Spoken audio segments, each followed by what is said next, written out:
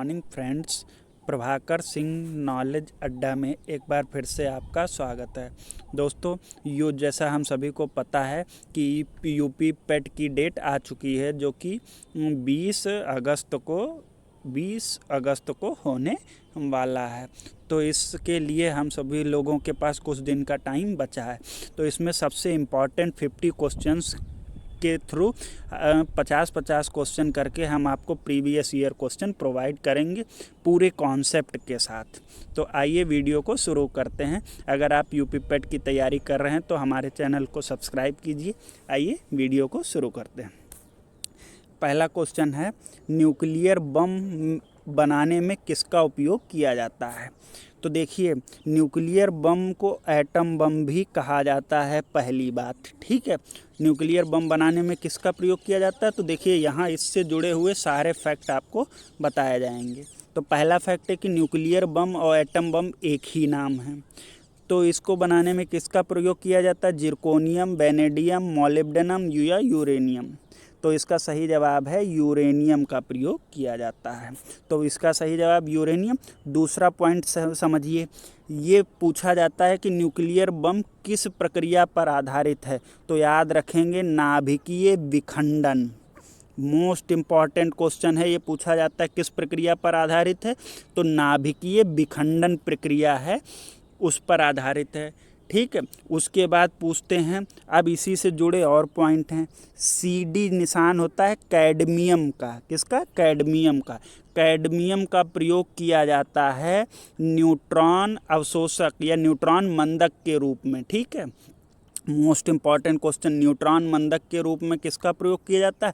Cadmium की छड़ें डाली जाती हैं रिएक्टर में, वो न्यूट्रॉनों को अवशोषित कर लेती हैं। ठीक है, उसके बाद इसमें आता है भारी जल का प्रयोग किस में किया जाता है?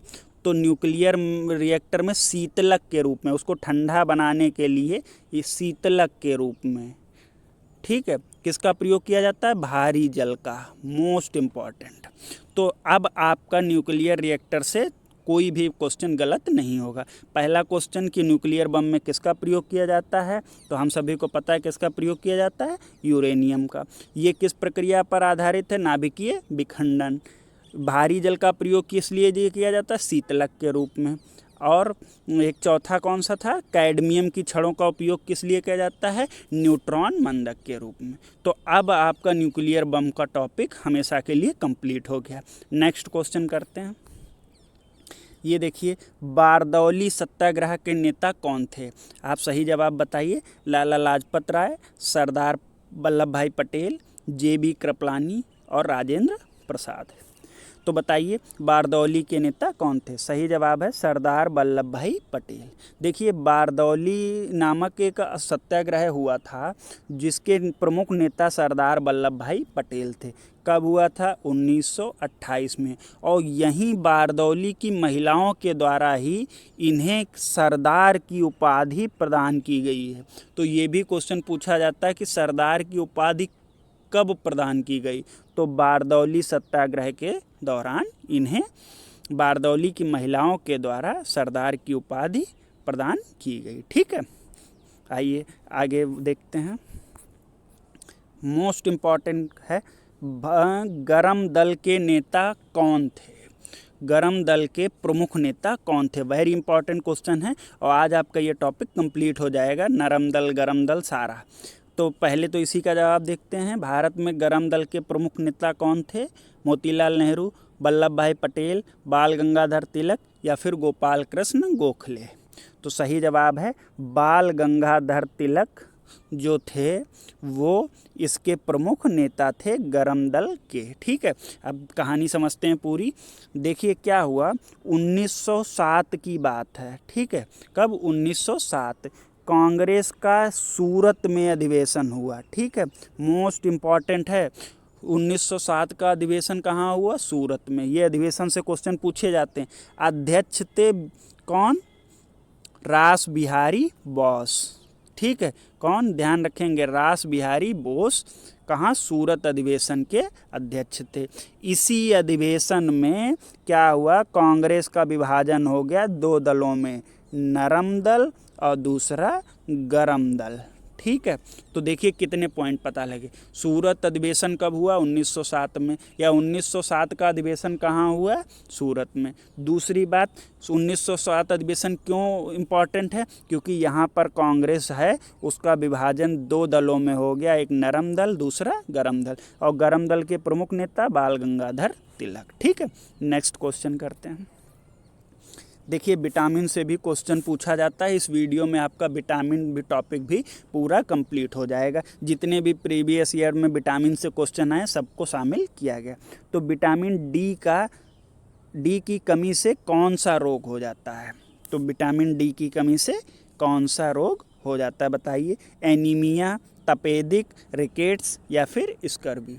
तो याद रखिएगा, विटामिन डी की कमी से रिकेट्स नामक रोग हो जाता है। एक और ये है, बच्चों में होता है सूखा रोग। जो सूखा रोग है ये भी विटामिन डी की कमी से होता है। तो रिकेट्स या फिर सूखा रोग विटामिन डी की कमी से होने वाला रोग है। ठीक है, आइए नेक्स्ट क्वेश्चन करते हैं। ये देखिए कुछ अधिवेशन जो हैं कांग्रेस के वो बहुत इम्पॉर्टेंट हैं। तो जैसे कि अब हम आपको एक 1907 बता चुके हैं, ठीक है। तो आगे देखिए, निम्नलिखित कांग्रेस के किस अधिवेशन में महात्मा गांधी ने अध्यक्षता की? तो देखिए महात्मा गांधी ने केवल और केवल एक अधिवेशन में अध्यक्षता की और इसी वजह से वो अधिवेशन इम्पॉर्टेंट है। तो बताइए कौन सा है? मुंबई अधिवेशन, बेलगांव अधिवेशन, लाहौर अधिवेशन। ये लाहौर अधिवेशन गलत यहाँ लिखी डेट। तो देखिए महात्मा गांधी ने 1924 के बेलगांव अधिवेशन में अध्यक्षता की। वेरी इंपॉर्टेंट क्वेश्चन है और क्वेश्चन पूछा जाता है कि 1924 का अधिवेशन कहाँ हुआ? तो कहेंगे बेलगांव में। 1924 की अध्यक्षता किसने की? तो महात्मा गांधी ने। ठीक है, नेक्स्ट क्वेश्चन है। हाँ, अभी था हम लोगों ने पढ़ा सूखा रोग या रिकेट्स रोग किस विटामिन से होता था। अब है रतौंधी नामक रोग किस विटामिन की कमी से होता है? Most important. तो बताइए vitamin A, vitamin D, vitamin B या फिर विटामिन सी? तो रतौंधी जो रोग है वो विटामिन ए की कमी से होने वाला रोग है। ठीक, रोग बहुत इम्पॉर्टेंट हैं। चलिए हम आपको एक बार बता देते हैं। विटामिन ए की कमी से रतौंधी, ठीक है। विटामिन डी की कमी से अभी पढ़ा था सूखा रोग। कौन सा? सूखा वाला रोग जिसको रिकेट्स भी कहते हैं। विटामिन बी की कमी से कौन सा होता है? बी की कमी से बेरी। विटामिन बी की कमी से बेरी। और विटामिन सी की कमी से कौन सा है? स्कर्वी। ठीक है, तो हमने आपको चारों बता दिए हैं, इनको ध्यान रखिएगा। नेक्स्ट क्वेश्चन करते हैं। उपाधियों से भी क्वेश्चन बनते हैं। अगर आपने उपाधियों वाला वीडियो देखना है तो हमारे चैनल पर जाकर देख सकते हैं। टैगोर को गुरुदेव की उपाधि किसने दी? या फिर टैगोर को गुरुदेव की उपाधि, हम लोग लिखते हैं नहीं गुरुदेव रविंद्रनाथ टैगोर, तो गुरुदेव की उपाधि किसने दी? तो बताइए लाला लाजपत राय, राजेंद्र प्रसाद, महात्मा गांधी या भीमराव अंबेडकर? तो किसने दी है ये उपाधि? इनको दी है महात्मा गांधी जी द्वारा टैगोर को गुरुदेव की उपाधि दी गई। ठीक है, ये चीज। नेक्स्ट क्वेश्चन है, बंगाल में स्थायी बंदोबस्त का किसने लागू किया? बंगाल में स्थायी बंदोबस्त, मोस्ट इम्पॉर्टेंट क्वेश्चन है। स्थायी बंदोबस्त किसने लागू किया? लॉर्ड माउंटबेटन ने, वॉरेन हेस्टिंग्स ने, रॉबर्ट क्लाइव ने या लॉर्ड कॉर्नवालिस ने? तो सही जवाब है लॉर्ड कॉर्नवालिस ने स्थायी बंदोबस्त लागू किया। ठीक है, नेक्स्ट क्वेश्चन करते हैं। ये बहुत इम्पॉर्टेंट क्वेश्चन है। जो स्वतंत्रता आंदोलन है, राष्ट्रीय स्वतंत्रता आंदोलन, वहाँ से महात्मा गांधी के गिरफ्तार होने के पश्चात किसने नमक सत्याग्रह का नेतृत्व किया? तो पहली बात है, नमक सत्याग्रह कब हुआ? 1930 में, जिसको दांडी मार्च भी कहा जाता है। दोनों याद रखिएगा, कंफ्यूज करने के लिए है। नमक सत्याग्रह बताया, दांडी मार्च ही नमक सत्याग्रह है। तो अब बताइए कि गांधी जी तो गिरफ्तार हो गए, उसके बाद इसको किसने आगे ले गया? किसने आंदोलन चलाया? विनोबा भावे ने, सरदार वल्लभ भाई पटेल ने, अब्बास तैयब जी ने या मौलाना अबुल कलाम ने? तो सही जवाब है अब्बास तैयब जी ने गांधी जी के गिरफ्तार होने के बाद नमक सत्याग्रह आंदोलन का नेतृत्व किया। ठीक है, कब हुआ? 1930 में। Next important question, Mahatma Gandhi ने अपनी आत्मकथा किस भाषा में लिखी? महात्मा गांधी ने अपनी आत्मकथा किस भाषा में लिखी? अंग्रेजी, हिंदी, संस्कृत या गुजराती? तो सही जवाब है किस भाषा में है? गुजराती भाषा में लिखी। महात्मा गांधी ने अपनी आत्मकथा गुजराती भाषा में लिखी। ठीक है, सत्य के साथ मेरे प्रयोग, ये बुक किसकी है? सत्य के साथ मेरे प्रयोग, ये किसकी पुस्तक है? महात्मा गांधी जी की। अंग्रेजी में है my experiment with truth. Next question करते हैं, सापेक्षता का सिद्धांत। सापेक्षता का सिद्धांत साइंस से है, बहुत इंपॉर्टेंट क्वेश्चन। किसने दिया? मैडम क्यूरी ने, अल्बर्ट आइंस्टीन ने, अल्फ्रेड नोबल ने या चार्ल्स डार्विन ने? तो ये दिया है अल्बर्ट आइंस्टीन ने। सापेक्षता का सिद्धांत किसने दिया? अल्बर्ट आइंस्टीन ने। इसे अंग्रेजी में थ्योरी ऑफ रिलेटिविटी कहा जाता है। क्या? Theory of relativity. सूत्र इसका कभी कभार पूछा जाता है, E = mc²। किसका सूत्र है ये? आइंस्टीन ने दिया सापेक्षता का सिद्धांत। नेक्स्ट क्वेश्चन करते हैं, गोपाल कृष्ण गोखले किसके राजनैतिक गुरु थे? गोपाल कृष्ण गोखले किसके राजनैतिक गुरु थे? वेरी इंपॉर्टेंट क्वेश्चन है। तो देखिए कौन? रविन्द्रनाथ टैगोर के, लाला लाजपत राय के, महात्मा गांधी के या भीमराव अम्बेडकर के? तो जो गोपाल कृष्ण गोखले थे वो महात्मा गांधी के राजनैतिक गुरु थे। वेरी इंपॉर्टेंट है, महात्मा गांधी के राजनैतिक गुरु गोपाल कृष्ण गोखले जी थे। ये देखिए, भारत का पहला न्यूक्लियर रिएक्टर कौन सा था? भारत का पहला न्यूक्लियर रिएक्टर कौन सा था? हर्षा, विपुला, अप्सरा या ध्रुव? तो अप्सरा जो था वो पहला भारत का न्यूक्लियर रिएक्टर था। ठीक है, नेक्स्ट क्वेश्चन करते हैं। दोस्तों, पेट एग्ज़ाम के लिए हम 50-50 क्वेश्चन की वीडियो आपके साथ लाएंगे, जिसमें सभी प्रीवियस ईयर्स क्वेश्चंस प्रोवाइड कराए गए हैं, जो आपकी बहुत हेल्प करेंगे। भारतीय राष्ट्रीय कांग्रेस के किस अधिवेशन में पूर्ण स्वराज्य, बहुत इम्पॉर्टेंट क्वेश्चन है, पूर्ण स्वराज्य का लक्ष्य घोषित किया गया? ठीक है, पूर्ण स्वराज्य का लक्ष्य किस अधिवेशन में रखा गया? कलकत्ता अधिवेशन, मद्रास अधिवेशन, नागपुर अधिवेशन या फिर लाहौर अधिवेशन?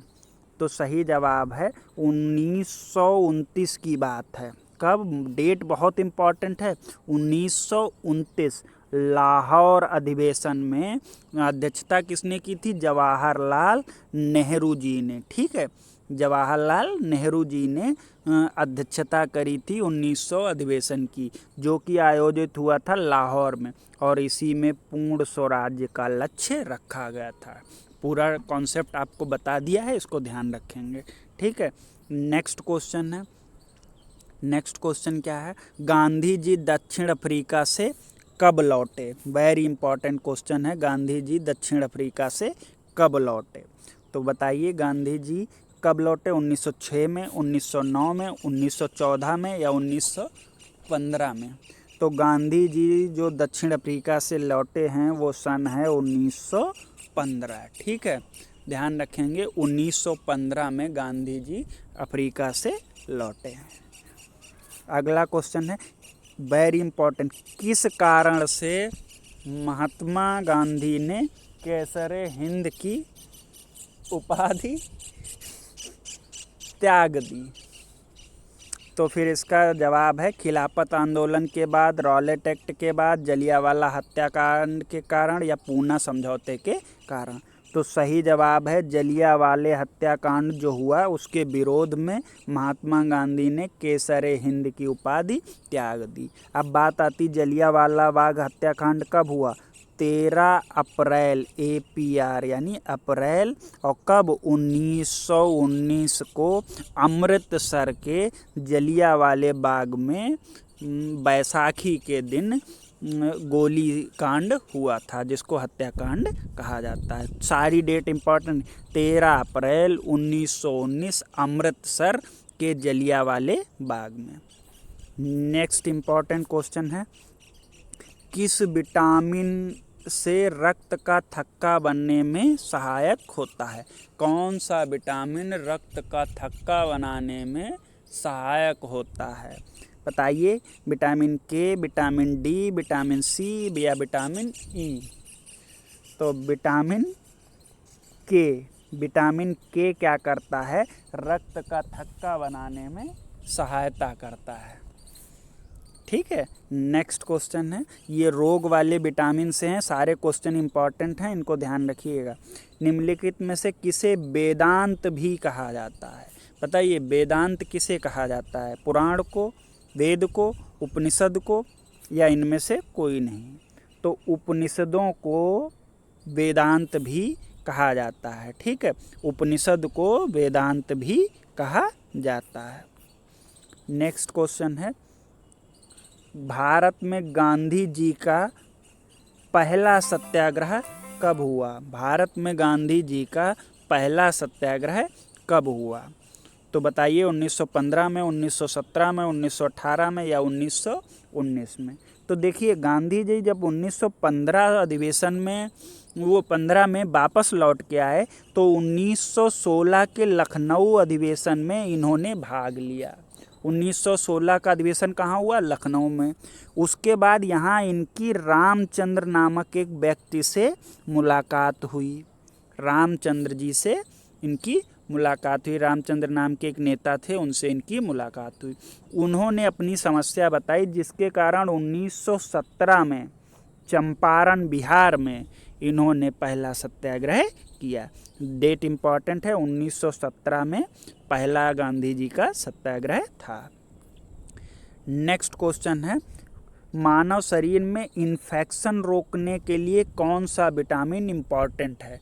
मतलब कौन सा विटामिन है जो मानव शरीर में इन्फेक्शन रोकने में सहायता करता है? Vitamin A, vitamin B, vitamin C या फिर इनमें से कोई नहीं? तो सही जवाब विटामिन ए। जो विटामिन ए है, ये मानव शरीर में इन्फेक्शन जो हो जाते हैं उनको बढ़ने नहीं देता है या रोकने की कोशिश करता है। ठीक है, वेरी इंपॉर्टेंट क्वेश्चन है, ध्यान रखिएगा। नेक्स्ट क्वेश्चन है, विटामिन डी का सर्वोत्तम स्रोत क्या है? मतलब विटामिन डी सर्वाधिक मात्रा में या सबसे अच्छी मात्रा में हमको कैसे प्राप्त होती है? सूर्य के प्रकाश से, अंडे से, दूध से या हरी सब्जियों से? तो सबसे बढ़िया स्रोत है सूर्य का प्रकाश। ये हमारे त्वचा में उपस्थित एक वर्णक होता है, उसे ये विटामिन डी में परिवर्तित कर देता है। उस रसायन का नाम है ऑर्गेस्ट्रॉल। ध्यान रखेंगे, ऑर्गेस्ट्रॉल को ही विटामिन डी में परिवर्तित कर देता है। नेक्स्ट क्वेश्चन है, कुव्वत उल इस्लाम, कौन सा है? कुव्वत उल इस्लाम मस्जिद कहाँ है? तो पहली बात तो यही याद रखिए, कुव्वत उल इस्लाम मस्जिद जो है, इसी को क्या, कहाँ पर स्थित है ये? तो ये है दिल्ली में स्थित है। कुव्वत उल इस्लाम मस्जिद ये कहाँ स्थित है? दिल्ली में। ठीक है। नेक्स्ट क्वेश्चन करते हैं, विटामिन सी का सबसे अच्छा स्रोत कौन सा है? दूध, मांस, गाजर या फिर आंवला? तो आंवला जो है वो विटामिन सी का सबसे अच्छा स्रोत है। ठीक है। और विटामिन ए पूछता तो हम गाजर बताते। ठीक है, विटामिन ए का सबसे अच्छा स्रोत गाजर, विटामिन सी का सबसे अच्छा स्रोत आंवला। नेक्स्ट क्वेश्चन है, कौन सा विटामिन गर्म करने पर नष्ट हो जाता है? Vitamin E, vitamin B6, vitamin C या विटामिन ए? तो विटामिन सी जो है वो गर्म करने पर नष्ट हो जाता है। ठीक है, अभी हमने पढ़ा विटामिन सी का सबसे अच्छा स्रोत आंवला। नेक्स्ट और आखिरी question, very important question, Rigveda का कौन सा मंडल सोम को समर्पित है? कौन सा मंडल सोम को समर्पित है? तीसरा, पांचवा, सातवां या फिर नौवां? तो बताइए। तो इसका सही जवाब है ऋग्वेद का 9वां मंडल सोम को समर्पित है। तो दोस्तों ये थे टॉप 25 क्वेश्चन जो सबसे ज़्यादा बार पूछे गए हैं। नेक्स्ट वीडियो में हम आपको मिलते हैं अगले 25 क्वेश्चंस के साथ। धन्यवाद।